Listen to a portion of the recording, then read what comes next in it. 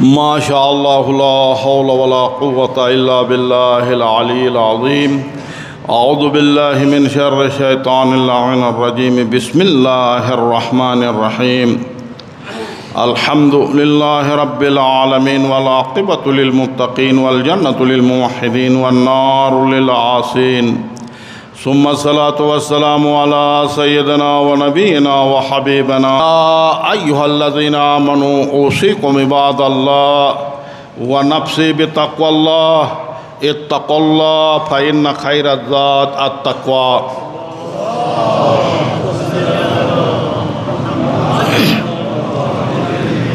میرے محترم مومنین، بار دیگر سب سے پہلے اپنے آپ سے، پھر آپ بہترین متقی پرہیزگار مومنین سے تقوی الہی کی سفارش و گزارش کی جاتی ہے.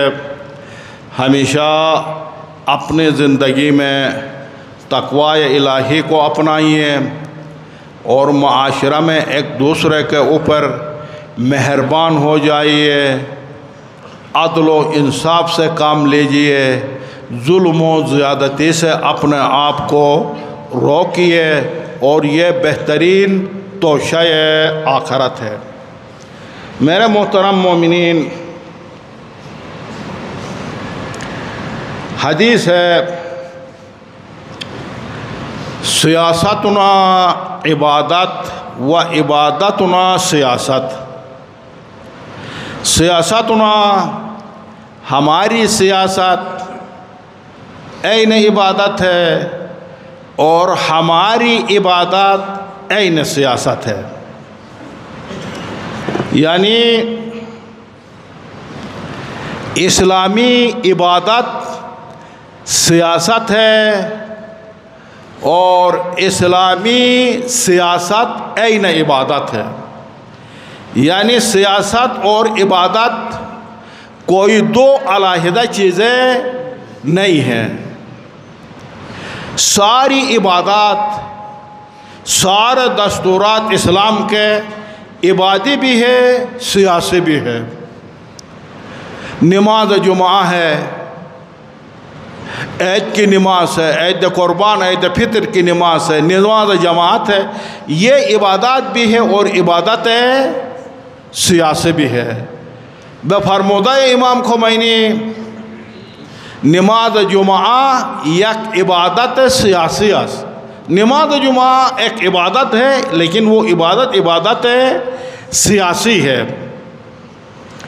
تو یقیناً آپ جانتے ہیں سیاست کا معنی، آپ کو سیاسیات میں پاکستان کی وہ کتاب جو سیاسیات کے اوپر مشتمل ہوتے، اس میں اس کے اوپر تبصرہ بھی کرتے، سیاست کا معنی بھی بتاتے. سیاست، اسلامی سیاست کا معنی یہ ہے کہ ایک قوم اور ایک ملت کو صحیح راستہ پر گامزن کرنا، ایک قوم اور ملت کی صحیح راستہ کا رہنمائی کرنا، صحیح راستہ پر لگانا، ایک قوم اور ایک ملت کی ارتقاء و رشد و تکامل کی رہنمائی کرنا، یہ ہے اسلامی سیاست. اور یقیناً اسی اسلامی سیاست کے لیے، اسی کو نافذ کرنے کے لیے 1,24,000 انبیاء آئے، اور تمام انبیاء نے کوشش کی حکومت تشکیل دینے کی، اور آخری ہمارے رسول آئے، حکومت بھی تشکیل دی، اور اس کے بعد ائمہ علیہم السلام نے اس نظام کی حفاظت بھی کی. اور اسی کے لیے ائمہ علیہ السلام نے کوشش کی، اور مولا امام حسین علیہ السلام کربلا میں اترے، اس لیے تاکہ اس اسلامی سیاست و عبادت کو مسلمانوں کے اندر نافذ کیا جائے. لیکن آپ جانتے ہیں آج کل ہمارے معاشرہ میں سیاست کس کا نام ہے؟ اب یہ سیاست سے آج ہمارا معاشرہ ہٹ گیا ہے. ہمارے معاشرہ میں سیاست جو ہے نام ہے منافقت کا.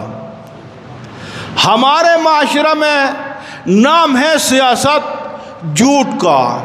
ہمارے معاشرہ میں سیاست نام ہے تہمت کا. ہمارے معاشرے میں سیاست نام ہے مکر و فریب و دھوکہ کا.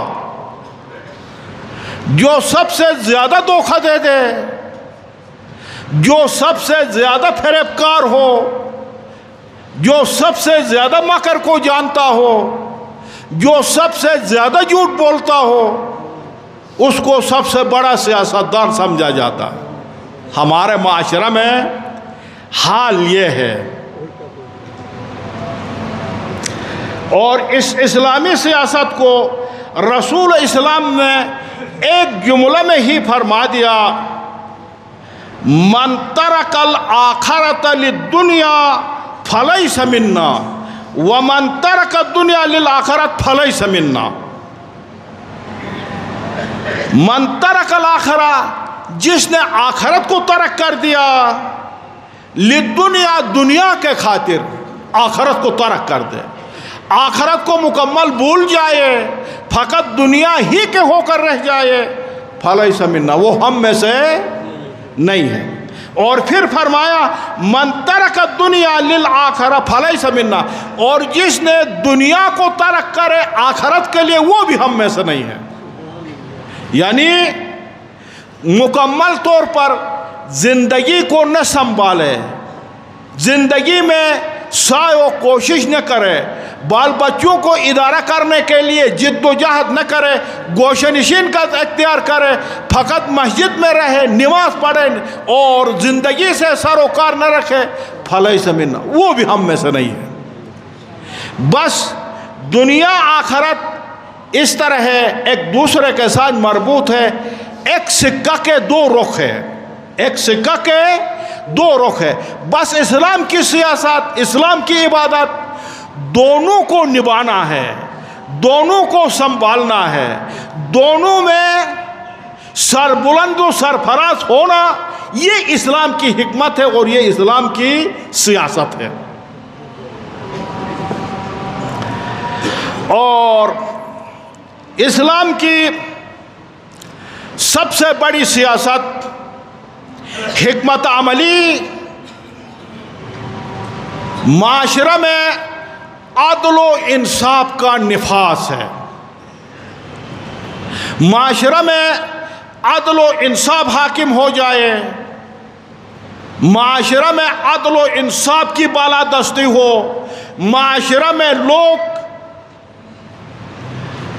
عدل و انصاف کے سائے میں زندگی گزارے،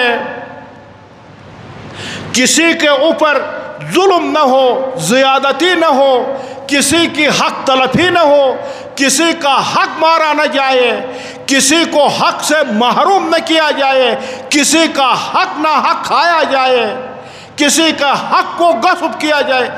یہ سارے اسلام اس چیز کا مخالف ہے، ظلم و زیادتی کے مخالف ہے. اور تمام ادیان آسمانی میں ظلم کی مذمت کی گئی ہے، زیادتی کی مذمت کی ہے، جس صورت میں بھی ہو، جس شکل میں بھی ہو، خواہ حاکم کی طرف سے ہو، خواہ لوگوں کا ایک دوسرے کے اوپر ظلم ہو، ایک دوسرے کے ساتھ زیادتی ہو. اسلام نے زیادتی کو اور آسمانی ادیان میں زیادتی کا بہت مذمت کیا گیا ہے، شدید مذمت کیا گیا ہے. انسانیت کی ڈائری میں ظلم و زیادتی ہے ہی نہیں.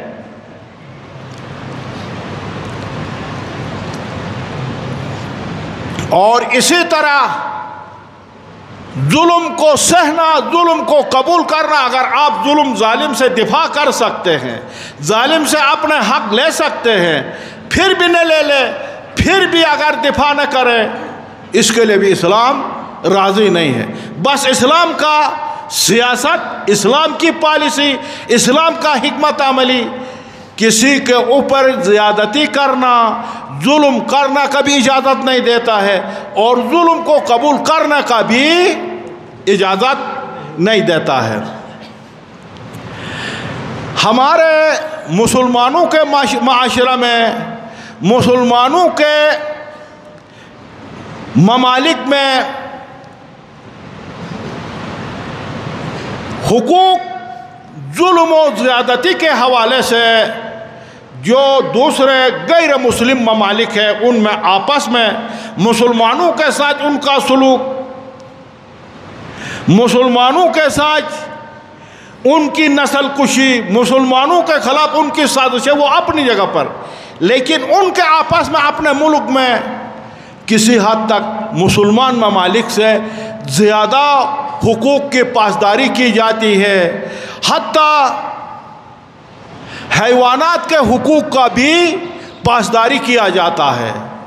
جس طرح ان ممالک میں جو غیر اسلامی ممالک ہے، ایک کتے کی حق کی پاسداری کی جاتی ہے، ایک بلی کی حق کی پاسداری کی جاتی ہے، ایک بندر کی حق کی پاسداری کی جاتی ہے، ایک درندہ چرندہ کی حق کی پاسداری کیا جاتا ہے، اتنا ہمارے اسلامی ممالک میں ایک انسان کے حقوق کا بھی پاسداری نہیں ہوتی ہے۔ وہ ہم آپ کو ایک دو واقعات جو اس حوالے سے میرے پاس ہے میں آپ کی خدمت میں عرض کرتا ہوں۔ ہمارے ہاں ایک ڈرائیور تھا، وہ کہہ رہا تھا، کئی سال پہلے کی بات ہے، کہ ایک دفعہ کوئی انگریز سیاح، ان کی جیپ گاڑی تھی تو اس میں کہیں سیاحت کے لیے بیٹھے، وہ ان کی جیپ کو کرایہ پہ لیا۔ وہ کہتا چند منٹ کے فاصلہ پر چلے تھے، اتنے میں راستہ میں ایک لمبڑی جو ہے وہ راستہ میں نکل آ گئی، لمبڑی۔ تو وہ کہتا کہ میں نے اس گاڑی کو، وہ روڈ کے آگے بھاگتی رہی، میں نے گاڑی کو تیز کر دیا اور اس لمبڑی کے اوپر چڑھا دیا، تو اس لمبڑی کے ٹانگ ٹیر کے نیچے آ گئے، ٹانگ ٹوٹ گئے لمبڑی کے۔ وہ انگریز سیاح جو اس کے گاڑی میں بیٹھے تھے انہوں نے کہا گاڑی کو روکو۔ جب گاڑی روک لیا تو وہ اترے، اس لمبڑی کو پکڑے اور اس کی جو ہڈیاں ٹوٹ گئے تھے ان کو برابر کیا، مرہم پٹی کی، مرہم پٹی کرنے کے بعد اس سے کہا میں واپس لے جاؤ، ہم تمہارے ساتھ نہیں جاتے، تم ظالم انسان ہو، کیوں ایسا کیا، اس کے اوپر کیوں چڑھایا؟ دیکھیں ان کی ایک سوچ، ہماری معاشرہ کی ایک سوچ۔ ایک اور مثال بھی آپ کی خدمت میں عرض کروں، جو ہمارے ہاں کا ایک عالم تھا، وہ کہتا کہ کوئی انگریز جو ہے اس کے ساتھ واقفیت تھا۔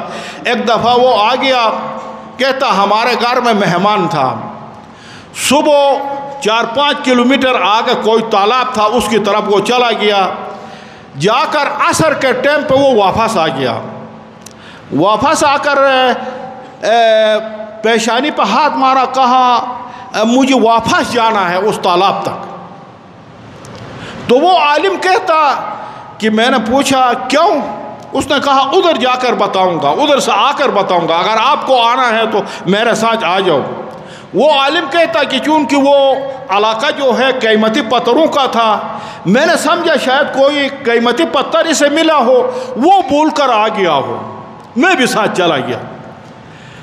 ہم ساتھ چلے گئے، 5 کلومیٹر طے کر کے اس تالاب تک گئے تو ادھر وہ تالاب کے اندر ایک پتھر تھا، پتھر کے اوپر ایک چونٹی تھی،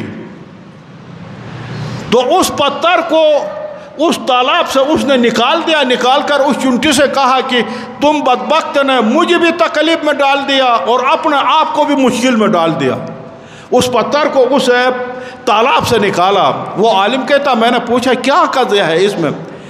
کہا میں اس تالاب کے قریب بیٹھا تھا، اس چونٹی نے مجھے کاٹا، تو میں اس کو بطور سزا پانی کے پتھر کے اوپر رکھا اور پانی کے اندر قید کر دیا اس کو، بس اب اس کو پھر میں بول کر آ گیا تھا، اس تالاب سے نکالنے کے لیے واپس آ گیا ہوں۔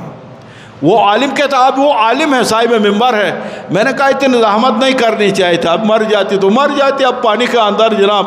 وہ کہا نہیں، کچھ مدت کے بعد یہ مر جاتی، اس کی بھی اپنی ایک زندگی ہے، اپنی اس زندگی میں یہ خوش ہے جس طرح اسلام نے بتایا ہے۔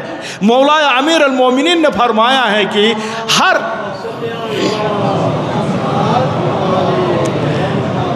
کیڑے مکوڑے، ہر کسی کا اپنی ایک زندگی ہے، اس اپنی زندگی میں خوش ہے. ایک چونٹی اپنی اس زندگی میں خوش ہے، ایک تنکا اٹھا کر جہاں جا رہی اسی میں وہ اس زندگی میں وہ خوش ہے، بغیر کسی اس کے آپ کو پاؤں لگا کر اسے بھی نہیں مارنا چاہیے، اسلام میں منع ہے. تو یہ ہے ہمارا اسلامی ممالک کا، مومنین کے معاشرے کا اور ان کے معاشرے کا سوچ. تو چاہیے کہ ہمیں کیونکہ مسلمان ہیں اور اہل بیت کو ماننے والے ہیں، تو چاہیے کہ ہم ایک دوسرے اوپر مہربان ہو، ایک دوسرے کے اوپر ظلم و زیادتی سے بات آ جائے، ایک دوسرے کے اوپر ظلم و زیادتی نہ کریں. باقی رہ گئی آپ کے علم میں ہے کہ حکومت کی طرف سے 40 حسینی جانے والے زائرین کے لیے زمینی راستہ پر پابندی لگانا یہ یقیناً قابل مذمت اقدام ہے. ہم اس اقدام کے پرزور مذمت کرتے ہیں اور ساتھ ساتھ مطالبہ کرتے کہ اس فیصلہ کو واپس لیا جائے اور زمینی راستہ ہی کو 40 حسینی کے لیے کھول دیا جائے، کیونکہ یہ راستہ امیر کے لیے، غریب کے لیے، دونوں کے لیے زیارت جانا ممکن ہوتا ہے. اور اگر اس راستہ کو بند کیا جائے تو پھر غریب انسان جو عشق مولا امام حسین علیہ السلام میں جانا چاہتا، وہ اس عظیم سعادت زیارت اور عظیم مشی سے رہ جائے گا.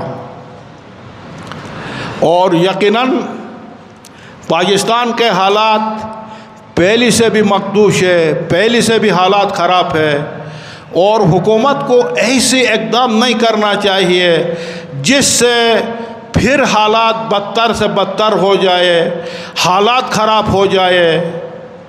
اور یہ شیعیان حیدر کرار کے لیے، عاشقان عشاق امام حسین علیہ السلام کے لیے یہ مسئلہ قابل برداشت نہیں ہے. تو حکومت کی ذمہ داری بنتی ہے، حکومت اپنی ذمہ داری کو ادا کرے، راستوں کو محفوظ بنائے، اپنے رٹ کو قائم کرے، راستوں کو کھول دیا جائے، اور یہ ضروری ہے. یقیناً آپ جانتے ہیں، اب عراق والے یا دنیا والے امام حسین علیہ السلام کے زواروں کے خاک پا کو اپنے آنکھوں کے سرما کرتے ہیں، لیکن افسوس کی بات ہے کہ یہ مملکت اسلامی ہے اور اس کی بنیاد ہی توحید و رسالت ہے، اور امام حسین علیہ السلام نے اس اسلام کو بچایا ہے. تو اب ہماری افسوس کی بات ہے، سخت افسوس سے کہنا پڑتا، حکومت اس راستہ کو محفوظ بنانے کی بجائے حکومت جو ہے بند کر دیتی. اور یقیناً یہ حکومت کا منہ بولتا ثبوت ہے کہ حکومت امن کو قائم کرنے میں مکمل طور پر اور بری طریقے سے ناکام ہو چکی ہے. اور چاہیے وزیر داخلہ محسن نقوی جو وزیر داخلہ ہے، اس غلط اقدام کی بنا پر انہیں چاہیے کہ مستعفی ہو جائے. ایسی وزیر کی ضرورت نہیں ہے جو کربلا جانے والے عشاق حسینی کو روکے، اس کو مستعفی ہونا چاہیے.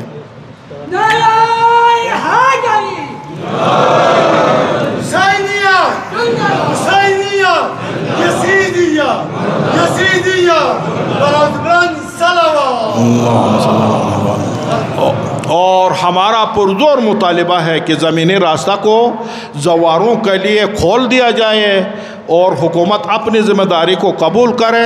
یہ راستہ کربلا تک جانے والا راستہ ہے، کبھی بھی ہم اس راستہ کو نہیں چھوڑ سکتے، اس کو پرامن بنائیں اور راستہ کو کھول دیا جائے. اور اسی کے ساتھ دعا ہے، پروردگارا بحق کا انوار طیبہ اجارہ معصومین، ہمارے خدا داد پاکستان کو اپنی حفاظت میں محفوظ فرما. پروردگار اپنی رحمت برکت نعمت حاضرین کے شامل حال فرما۔ پروردگار جو